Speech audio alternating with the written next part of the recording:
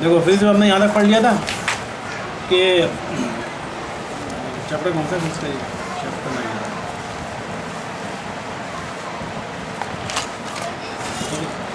9 class की हम physics पढ़ रहे हैं, 9 क्लास की चैप्टर 9।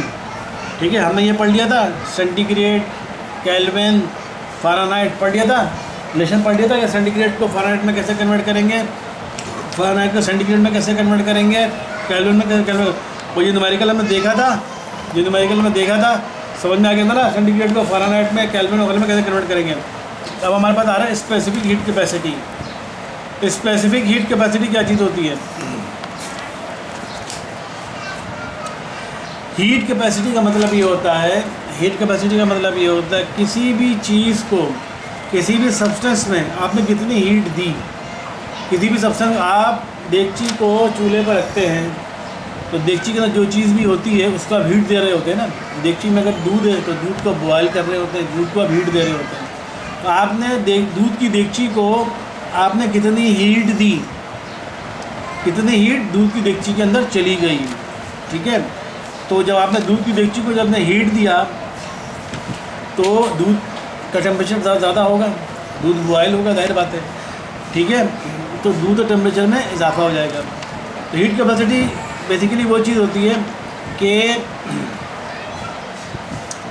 1 डिग्री सेंटीग्रेड, जैसे मिसाल के तौर पर आपके पास एक दूध की देगची है, वो कमरे में रखी हुई है। कमरे का जो रूम टेम्परेचर है वो है 30 डिग्री सेंटीग्रेड, तो दूध की देगची का टेम्परेचर भी वही 30 डिग्री सेंटीग्रेड होगा। आपने दूध की देगची उठाकर चूल्हे पर रख दिया। अब चूल्हे पर रखा, आपने उसको हीट दी तो जैसे ही दूध को हीट देना शुरू करें, दूध बॉयल होना शुरू होगा। अभी उस वक्त दूध की देगची का टेम्परेचर था 30 डिग्री सेंटीग्रेड। जैसे ही 1 डिग्री सेंटीग्रेड इजाफा होगा, ठीक है, 1 डिग्री सेंटीग्रेड इजाफा होगा, तो वो हम टेम्परेचर में 30 से 31 हो गया था। पहले 31 ही होगा ना, फिर 32 पर 33 बढ़ता जाएगा, फिर दूध बॉयल होना शुरू होगा। ठीक है, तो हम कहते हैं हीट कैपेसिटी क्या होती है, किसी भी हीट कैपेसिटी क्या होती है, अमाउंट ऑफ हीट, दूध की देगची ने कितनी हीट एब्जॉर्ब कर ली और कितना टेम्परेचर में उसका इजाफा हुआ, और टेम्परेचर में कितना इजाफा हुआ। 30 डिग्री सेंटीग्रेड से आपने मिसाल के तौर पर आपने दूध की देगची, मैंने बताया रूम टेम्परेचर पर थी, रूम का टेम्परेचर 30 डिग्री सेंटीग्रेड था, तो दूध की देगची का टेम्परेचर भी 30 डिग्री सेंटीग्रेड था। अब आपने उसको हीट देना शुरू की। अब दूध जैसे ही बॉयल हुआ, तो आपको पता है दूध चूँकि लिक्विड है, लिक्विड बॉयल होता है आमतौर पर 100 डिग्री सेंटीग्रेड पर नॉर्मल। सारे लिक्विड नहीं, नॉर्मल पानी की बात करता हूँ, तो दूध को तस्वुर कर रहे हैं पानी के तौर पर, क्योंकि हर लिक्विड अलग डिपेंड करता है। जैसे पेट्रोल है, पेट्रोल बहुत जल्दी बॉयल होता है, वो रूम टेम्परेचर पे ही वो उड़ना शुरू होता है, उसका टेम्परेचर बहुत कम होता है, रूम टेम्परेचर पे ही वो उड़ना शुरू हो जाता है। तो हम अगर दूध की देगची को बॉयल कर रहे हैं और हम अब जैसे ही दूध की देगची, जब हमने चूल्हा ऑन किया, चूल्हा होने के बाद कितनी हमने हीट दे दी, वो हीट हमने मेजर की, और जब तक वो दूध पूरा उबला नहीं, यानी पूरा 100 डिग्री सेंटीग्रेड पर टेम्परेचर नहीं आया दूध का, वो टेम्परेचर अटेन नहीं हुआ, तो हम कहेंगे हीट कैपेसिटी क्या है। आपने हीट कैपेसिटी होती है कितना आपने हीट दी, उसको डिवाइड करा दें कितना टेम्परेचर में चेंज आया, यानी हीट कितनी थी उस वक्त, हीट आपने कितनी दी, आपने किसी भी इंस्ट्रूमेंट के जरिए, किसी भी मेथड के जरिए आपने हीट मेजर कर लिया, हमने 300 जूल्स हीट दी दूध की देगची को, 300 जूल्स हीट हमने दी दूध की देगची को। उसके नतीजे में टेम्परेचर में चेंज कितना आया, टेम्परेचर दूध की देगची का पहले 30 डिग्री सेंटीग्रेड था, बाद में उसके हो गया 100 डिग्री सेंटीग्रेड हो गया, तो टेम्परेचर में डिफरेंस डेल्टा क्यू का मतलब टेम्परेचर में चेंज कितना आया, डेल्टा टी का मतलब टेम्परेचर में चेंज कितना आया। तो 100 डिग्री सेंटीग्रेड फाइनल टेम्परेचर हो गया, इनिशियल टेम्परेचर था दूध की देगची का 30 डिग्री सेंटीग्रेड, तो 100 माइनस 30 70 डिग्री सेंटीग्रेड। तो आप कहेंगे टेम्परेचर में चेंज आया 70 डिग्री सेंटीग्रेड, और आपने हीट दी थी मिसाल तौर पर 100 जूल्स हीट दी थी, तो जितनी आपने हीट दी उसको डिवाइड कराते हैं टेम्परेचर में कितना चेंज आया, तो आप कहेंगे उसकी हीट कैपेसिटी निकल कर आ गई। समझ आ गई, उस सब्सटेंस की हीट कैपेसिटी निकल कर आ गई। तो हीट कैपेसिटी क्या होता है, हीट कैपेसिटी किसी भी सब्सटेंस को आप कितनी हीट दे रहे हैं, हीट देने के नतीजे में उस सब्सटेंस की टेम्परेचर में कितना इजाफा हो रहा है, तो उसको डिवाइड करवा दें तो उसकी हीट कैपेसिटी निकल कर आ जाती है। हीट कैपेसिटी को कैपिटल सी से साइड करते हैं, और कैपिटल सी इक्वल होता है Q upon delta T. Q क्या है, कितनी आपने हीट दी, अपॉन डेल्टा टी क्या है, टेम्परेचर में उसका सब्सटेंस में कितना इजाफा हुआ, चेंज इन टेम्परेचर में कितना चेंज आया, तो वो आप डिवाइड करा देंगे तो उसकी उसके उस तो हम कहेंगे उस सब्सटेंस की आपने हीट कैपेसिटी फाइंड कर ली। समझ आ रही है बात? तो heat capacity depends upon the nature property. अब हीट कैपेसिटी भी है कि देखो बता रहे, जैसे मैंने बताया कि मैंने कहा दूध की मिसाल ले रहे तो हमने तस्वुर किया कि दूध जो है वो बॉयल हो रहा है 100 डिग्री सेंटीग्रेड पर। हालांकि 100 डिग्री सेंटीग्रेड तो पानी बॉयल होता है, लेकिन दूध भी चूँकि पानी ही हम तस्वुर कर रहे हैं तो जैसे हम कहते हैं चलो हम 100 डिग्री सेंटीग्रेड पर बॉयल हो गया, ठीक है। अब ये बोल रहा है कि हीट कैपेसिटी डिपेंड करती है कि मटेरियल के नेचर पर, आप किस चीज़ को हीट दे रहे हैं। आपके हाथ में सब्सटेंस क्या चीज़ है, मिसाल मैंने एग्जाम्पल दिया, आपके पास 2 बीकर हैं, ठीक है, दोनों में एक बीकर है उसमें पानी रखा हुआ है, एक बीकर है उसमें ऑयल रखा हुआ है। एक बीकर है उसमें पानी रखा हुआ है, एक बीकर है आपने ऑयल रखा हुआ है। आपने दोनों को एक ही सेम चूल्हे पे, एक दोनों चूल्हे दोनों की पावर सेम थी, आपने देखा दोनों सेम चूल्हे दोनों के नीचे रख दिया। एक बीकर जिसमें पानी रखा हुआ था, दूसरा बीकर जिसमें तेल रखा हुआ था, दोनों को चूल्हे पर रख दिया आपने। अब क्या हुआ, वो कितनी देर तक रखा, और 3 मिनट का रख लिया या 5 मिनट का रख लिया, 3 मिनट रखा। तो देखा क्या, तब जब 3 मिनट ऑब्जर्व किया गया तो आपके ख्याल में कौन सा बीकर ज़्यादा गर्म होना चाहिए, पानी ज़्यादा गर्म होना चाहिए या ऑयल ज़्यादा गर्म होना चाहिए? आप बताएं। हाँ भाई तुम बताओ।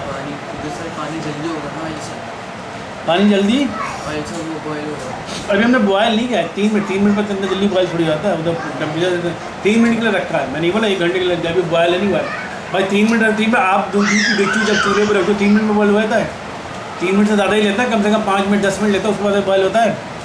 वो तो उस पर भी डिपेंड करता है ना आपने आँच कितनी रखी है। फुल आँच रख के बहुत बड़ा चूल्हा है तो बहुत जल्दी बॉयल हो जाएगा। आपने छोटा सा चूल्हा रखा हुआ है, जिसमें बर्नर रखा है, बर्नर देखा है केमिस्ट्री के लैब कराया है स्कूल में, छोटा सा बर्नर, मोमबत्ती समझ लो, बर्नर मोमबत्ती की तरह, मोमबत्ती देखिए, मोमबत्ती सबने देखी होगी ना, नॉर्मल मोमबत्ती जो होती है, उसके नीचे आपने दो आपने बीकर रखे में, एक बीकर में पानी रखा हुआ है, एक बीकर में तेल रखा हुआ है, 3 मिनट के लिए रखा है। तो बताओ अब 3 मिनट बाद अब पानी का टेम्परेचर ज़्यादा होगा या ऑयल का टेम्परेचर ज़्यादा होगा?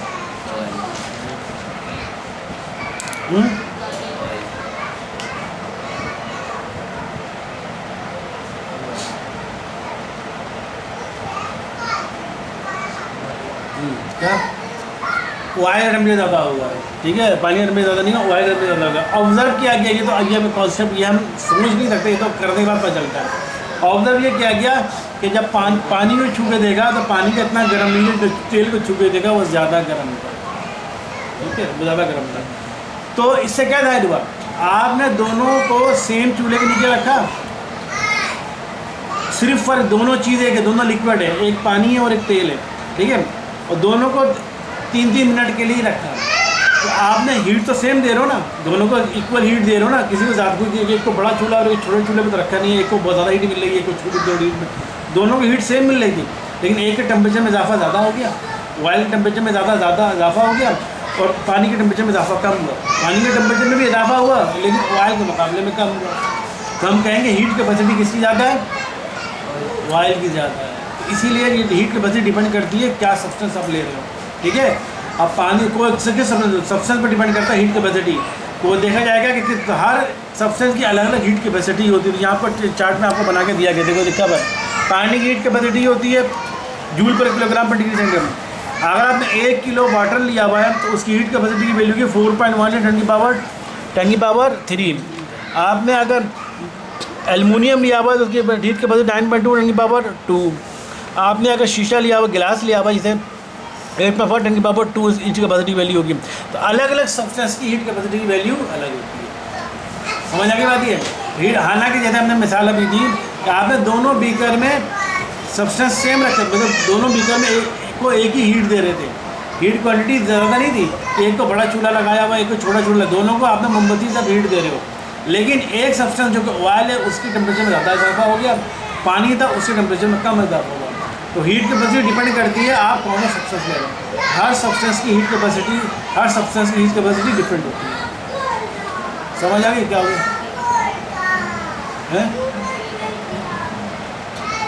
खड़ा होती है, समझ आ गई बात ये होती है हीट कैपेसिटी, ठीक है।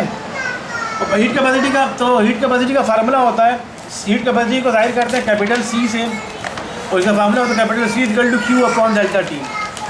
हीट कैपेसिटी होती है capital C upon capital C Q upon delta T. Capital C क्या चीज़ है? Heat capacity. क्यू क्या चीज़ है? जो आप हीट दे रहे हो। अपॉन डेल्टा टी क्या चीज़ है? टेम्परेचर में कितना इजाफा हुआ। समझ आ रही बात? क्यू क्या चीज़ है? कितना हीट दे रहे हो। डेल्टा टी क्या चीज़ है? टेम्परेचर में कितना इजाफा हो रहा है। जैसे आपने पानी को और ऑयल को रखा था, फर्स्ट करो पानी और ऑयल का टेम्परेचर दोनों का रूम टेम्परेचर में 30 डिग्री सेंटीग्रेड था। आपने 3 मिनट के लिए रखा तो ऑयल का टेम्परेचर वो हो गया 35 डिग्री सेंटीग्रेड, जबकि पानी का टेम्परेचर हो गया 32 डिग्री सेंटीग्रेड। तो फ़र्क आया। पानी का टेम्परेचर 30 से 32 पे चला गया, लेकिन ऑयल का टेम्परेचर 30 से 35 पे चला गया। तो ये सब्सटेंस पर डिपेंड करता है कि हर सब्सटेंस की हीट कैपेसिटी डिफरेंट होती है। हाँ, आप दो, हालांकि आप दोनों को सेम हीट दे रहे थे। तो हीट कैपेसिटी को कैपिटल सी जारी करते हैं। क्यू की यूनिट क्या होती है? क्यू क्या चीज़ है? आप हीट दे रहे हैं। क्यू की यूनिट क्या होती है? जूल्स। क्यू क्या चीज़ है? हीट सप्लाई कर रहे हो। हीट की यूनिट क्या होती है? Joules. Upon delta T. T क्या चीज़ है? टेम्परेचर। टेम्परेचर यूनिट क्या होती है? केल्विन। जो हीट कैपेसिटी की यूनिट हो गई आपकी, क्या यूनिट बन गई? जूल्स पर केल्विन या जूल्स पर सेंटीग्रेड या जूल्स पर, ठीक है।